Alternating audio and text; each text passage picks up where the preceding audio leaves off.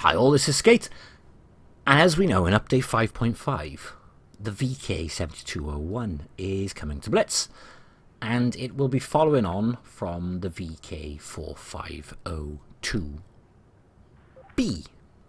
I don't know why I dragged that out, but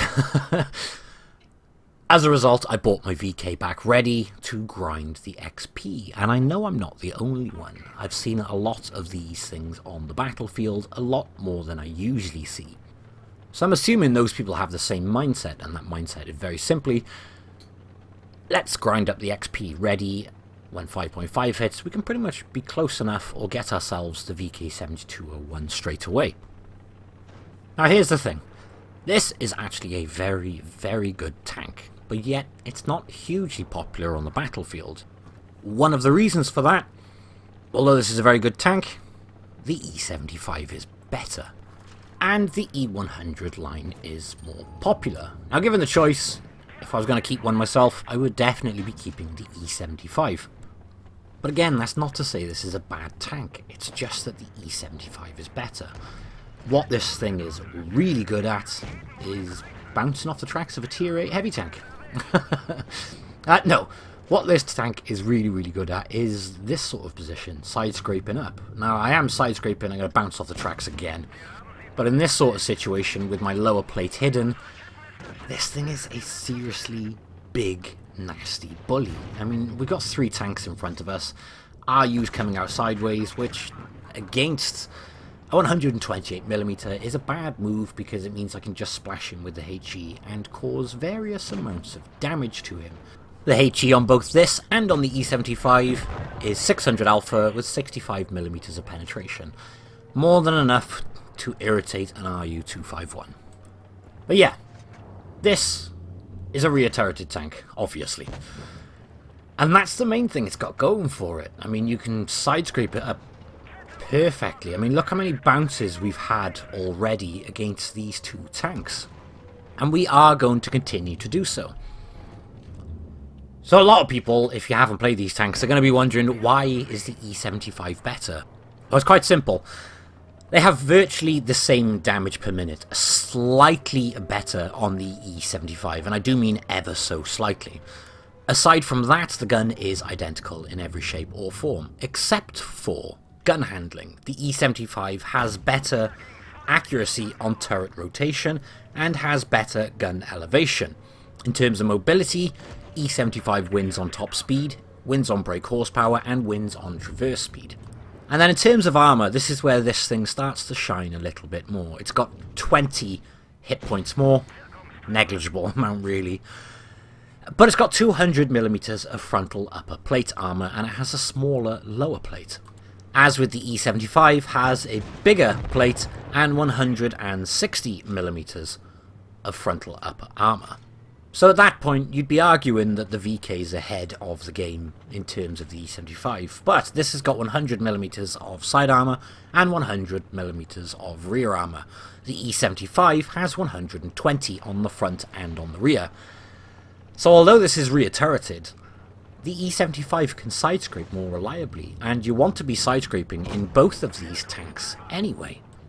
The only difference is you're more vulnerable when your front lower plate is exposed on the E75. That's it. But in terms of both tanks side scraping, yeah, without a shadow of a doubt, E75 wins all day long. The E75 is also more than 10 tons heavier than the VK45.02 B, so it's better for ramming. In other words, the E75 is a much better all-rounder, which is making this sound like a bit of a bad tank, but it's not. The E75 is a fantastic tank, and the VK45.02 B is a great tank. As a personal preference, I'd still much rather be in one of these 2 tanks than a WZ111, or an IS-8, or even something like a K91. I like this sort of tank, I like this sort of playstyle. It is a proper heavy in every designation. It's designed to be up there, dealing abuse and taking abuse. The only thing I haven't covered, by the way, in terms of the armor is the turret, and the reason for that being is the turret is identical on both. But back on topic. Although I Really do like this tank. There's no reason to keep it, in my opinion, as long as there is an E75 right next to it in the tech tree. I've only bought it back with the pure intention ready to grind up for my VK72.01. And in terms of playstyle, we will find that the VK72.01 is not too dissimilar to the VK45.02 B in terms of playstyle. So if you can nail the playstyle on this now, you're going to nail the playstyle of the VK72.01. And what I mean by that is the ability to sidescrape this at the appropriate angle. Now, it's reiterated, it's got 100mm of side armor, which is great. It means it's monster at sidescraping as long as you don't overdo it in terms of angling. When you over angle it, that 100mm all of a sudden is very pennable. And it's not going to be any different to the VK72.01. The VK72.01 is going to have 160mm of side armor, which I know at instant reaction you're going to be thinking, you can angle that or whatever you want and it's going to bounce like mad. The problem you've got is when you look at pictures of the VK72.01, and I've already played the VK72.01, it angles fantastically, but when you over angle it and you over side scrape it, that rounded bit just below the turret on the hull, it becomes a weak spot. So for that perspective, although the VK72.01 has an extra 60mm of side armor, it's almost negated by the fact that that rounded bit just below the turret on the new VK Tier 10 is going to be easily penned. Hence, over-angling on both of these is bad news. So once you down the angle on this, you're definitely going to be able to do it on the VK72.01, no problem at all. Now the reason I've banged on about this so much is because that is the numero uno position you want to be getting this tank into every single time you possibly can. Angling it in terms of side scraping makes this thing a monster. With it being reiterated, going around a corner head first, well, your lower plate goes around first, your drive wheel goes around first, you're just asking to be penetrated in those spots. So in any single circumstance you can get this thing in a side scraping position. That is the first protocol always. That being said, you can't always get it in one of those sorts of positions, or you've got something like an autoloader like I have on the left, pretty much putting shots into the side of me. Now this is somewhere where the VK excels a little bit better than what the E75 would, because I'm going to go rush that guy now. And I think in this circumstance, in an E75, my lower plate would be hit every single time. What I'm trying to do is drive towards him in a slight zigzag. He's penetrated 2 shots, his third is going to bounce. But that is the point in trying to angle like this, is it increases your chances of getting a bounce. You'll see this in the next replay as well. I'll never just drive straight towards the target. I'll try and drive in a bit of a weave, because it increases the frontal armor thickness, increases the chance of a bounce on the side as well. Overdoing it, your track wheel's really easy to deal with. But that is one place where the E75 would probably be penned nearly every single time on that easy lower plate. But again, this circumstance, I could have rushed in on that M103 there, waited till he fired, used the dead wreck of that AMX to cover me, and now I'm going to go rush in on him. Again, it may seem like an obvious thing, but when I'm point range like this, he can point straight down on my engine deck, and he can point straight down on my front plate, which negates the point in the angle and the armor thickness. So you'll notice what I'm trying to do is reverse back a little bit and then coming in and out constantly. It improves your chances of getting a bounce, and at the end of the day that's the only thing we can do, is just little things like that to try and improve our chances of a bounce. And that's pretty much all I'm going to get done in this replay. I'm not going to get to that last tank. So I'm just going to skip forward to the end of the battle.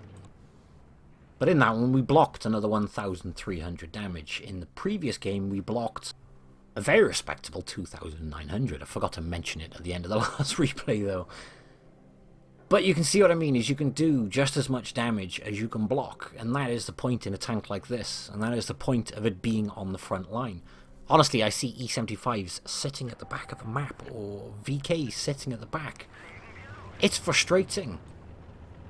These tanks as heavies are designed to absorb. Yeah, if you're in an AMX 50-100, 50-120, fair comment if you're not sitting there on the front line trying to take shots for the team, or you're not rushing in, or you're not spearheading the push. I think it's fairly justified with the armor profile on it. But if you're in one of these things and you're at the back of the map, I don't think there's any justifiable reason. I mean, this sort of position here is literally godlike for a tank like this. Granted, you can penetrate the cheeks next to the gun if you fire premium from a very high penetrating gun. But the front upper plate is going to be an absolute nightmare to penetrate at that angle.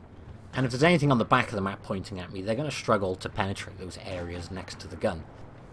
But again, although it's a pretty strong position for this tank, I would still much rather be in a side-scraping position, especially since I've just spotted all that at the back of the map, and I am pretty much exposed out here. And there's tanks to my left. Now those tanks to my left are causing a risk and concern, naturally, because they could easily flank me and try and deal with me. And that 100mm of rear and side armor isn't really much of a problem to any tank you come across in tier 8, 9 or 10, as you could tell from when I turned around to try and deal with this Persian. But that is one of the other beauties of this tank. You'll notice I've played just top tier battles, so I'm fighting tier 9s and tier 8s. So I'm going to make a separate video fighting tier 10s, because in this sort of circumstances, fighting equal or lower tier tanks, this sort of gameplay, you can be an absolute bully to them. But only if your front plate and your frontal armor is facing them at the correct angle. Any other angle, and it's actually really easy to contend with, and you get a lot of fires and ammo rack damage in this thing. So you've got to make sure, if there's a chance of you being flanked, that you do address that as quick as you can as well. Now I imagine the VK72.01 is going to be much the same in terms of that fire risk and ammo damage risk. But obviously it's a tier 10, which means it's going to be bigger, badder and stronger. I really can't wait for that VK to come in the game. I genuinely can't. With an E100 gun, yeah, where did that go? But yeah, it's going to be a pretty hard nut to crack when played correctly. And you're not over-angling. You'll find as soon as anyone over-angles that VK, you're just going to penetrate that rounded area on the side of that 72.01, no problem at all. Just to comment on the gameplay very quickly, because that's what I should be doing anyway. As I come around this corner, I'm going to take a shot in the side from that IS-8. Part of the thing about coming around with the front head first. But I mentioned with the M103 reversing back earlier. Something worth noting, that tank was taller, therefore looking down on my upper plate. This tank is shorter, so it means he's seriously going to struggle to contend with that front upper plate. And in that circumstance, hiding the lower plate, sticking a very heavily angled, very thick front plate in, his face is going to make me a nightmare to deal with for him. So things which are a bit shorter, don't worry about face hugging them. It's actually beneficial to hide the lower plate when you're not side scraping and you're out in the open. But things which are taller, you really don't want to be doing that too, because they're looking down on that plate. So instead of the effective thickness going well up in the high 200s, it's just a 200mm plate at that point, which is not going to be difficult for a lot of tier 9s and 10s to contend with. Something I should have mentioned earlier on in this battle as well, when I'm dealing with a tier 8 or tier 9 tank, or medium tank or heavy tank, I will try and put the gun in line with the outside of the track to find the correct angle for side scraping. That way, I can get out quickly, and I have got pretty steep angle on it, but it'll still be a struggle to penetrate. Against tier 10s and against tank destroyers at tier 9, I will keep the gun in line with the inside of the track to try and find my optimal angle for side scraping. It makes the angling on the side much thicker, but it means you've got to reverse further back from your position to actually get the shot on target. But that's it for this video. I hope you have enjoyed it. Thank you all for watching, and I will catch you in the next one. Bye bye.